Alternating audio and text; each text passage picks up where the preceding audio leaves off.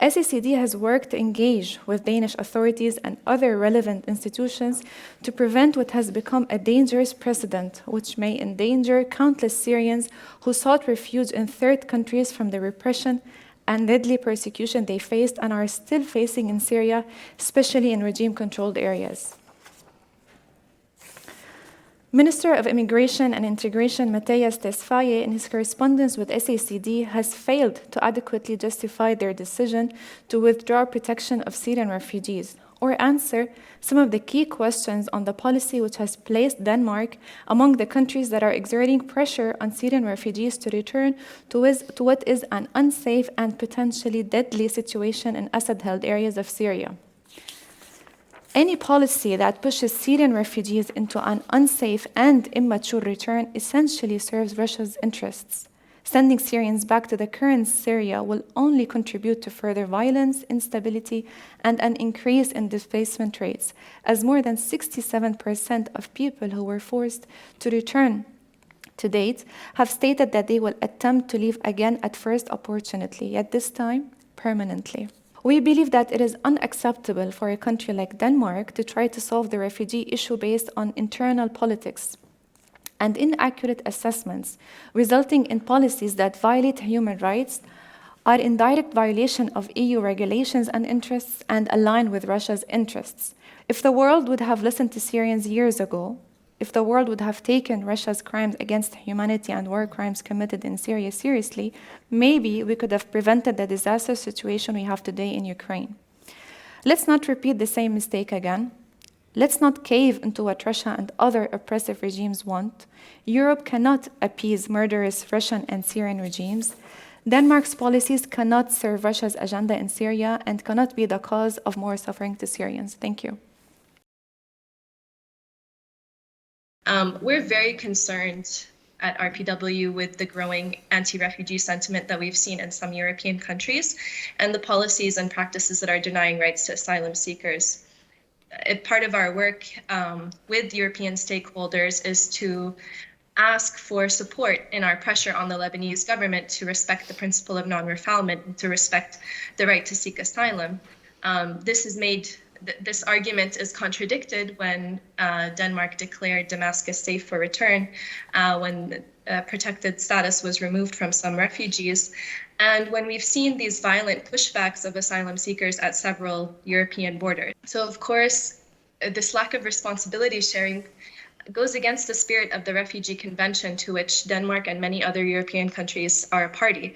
The Refugee Convention highlights the need for international cooperation around refugee crises so that the burden doesn't fall too heavy on certain countries. In other words, it envisioned a situation where a potential conflict could result in a large influx of refugees, which could in turn destabilize neighboring refugee hosting countries. So to avoid this, the convention calls for international cooperation and burden sharing, but unfortunately we have not seen this cooperation to the extent necessary to maintain stability in Lebanon.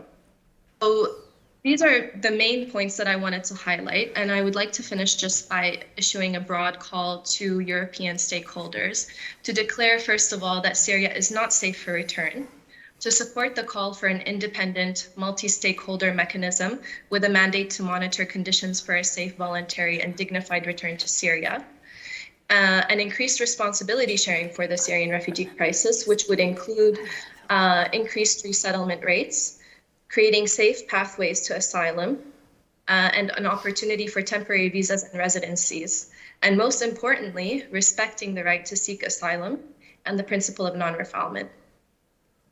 Thank you. Thank you very much, Nadim. As Nadim was saying, Lebanon is a really difficult place for Syrian refugees. And in the last, I'd say, 3 to 5 years, it's really clamped down on making it a hostile place for Syrian refugees to stay and wanting them to go back. And one of the things that we were constantly advocating with diplomats and with others was, you can't do this because it's refoulement. It's against the international obligation to send people back to a place where they will face harm.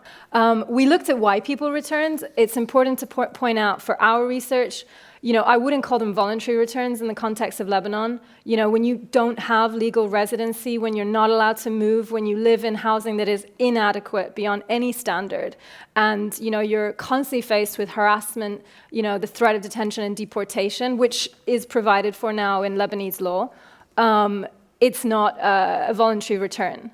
So I'm going to throw some numbers now. So just briefly, the findings of our research. Out of 65 interviews with Syrian refugees and/or their family members, we found the following human rights violations in case of persecution. 21 cases of arbitrary arrest and detention, 13 cases of torture, 3 kidnappings, 5 extrajudicial killings, 17 cases of enforced disappearance, and 1 case of alleged sexual violence. Everyone I spoke to did their due diligence. Because they made this decision to go back, they were aware that they had to check their names on security lists. They had to enter into reconciliation agreements. And I should also say, everyone I spoke to went back to government-controlled areas or reconciled areas, as Hayat pointed out. People ask me continuously, what is a profile of someone that could be targeted on return? There is no profile. There simply is no profile. This happens to men, women, and kids. People cannot live a life of dignity right now inside Syria, and that needs to be recognized, as well as the fact that the safety and security environment is just simply not there. We had many recommendations, and yeah, maybe we can send you a link to the report, to the Syrian government, to the Lebanese government, to the Jordanian government, to any refugee host country, so Denmark as well. And it's basically that it is not safe to return to all parts of Syria, and to not force returns at this time. Thanks.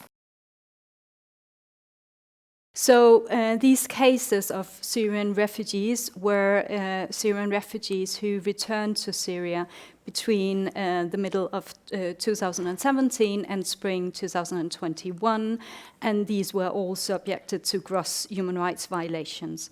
1/3 of the violations, they took place in Damascus and the region, and these are areas that the Danish government is considering to be safe. And all these violations were committed by the Syrian government and the security forces. So our main calls are that all Syrians in Denmark should still be protected and have a dignified protection where they have access to all kinds of rights, and that the Danish government should not lay any pressure on Syrians to return. So that's all from me. Thank you, Lisa.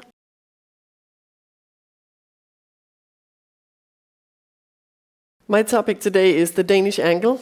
Why is Denmark the only country to revoke Syrian refugees' permits? And what is in fact happening with the Syrian cases here? This story goes back to 2015, when the number of Syrian refugees arriving in Europe rose very suddenly and caused a panic reaction.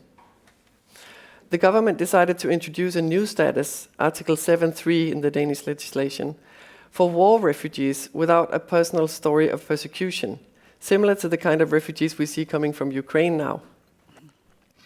But compared to other kinds of refugees, these ones had limited rights to family unification, and the permit could be revoked even if slight security improvements occurred in the home country. When Immigration Service started revoking Syrian permits, 2/3 of the decisions were overturned by the Refugee Appeals Board and were granted individual asylum status. This happened in spite of the structural political influence and in spite of the board still referring to Immigration Service's misleading reports, simply based on personal information which came out when the person was represented by a lawyer.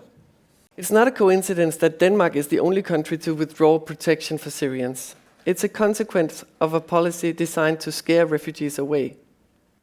But the 31,000 Syrian refugees in Denmark are all sleeping badly now, even if only a few % of them are actually at risk of losing their permits. Another thing which created the present situation is the fact that all Syrians are still here on temporary permits, up for extension every 2 years. And attachment to Denmark is not really considered until you reach a stay of 10 years. Syrians who happen to end up in one of our neighbor countries in 2015 all have permanent stay or even citizenship by now.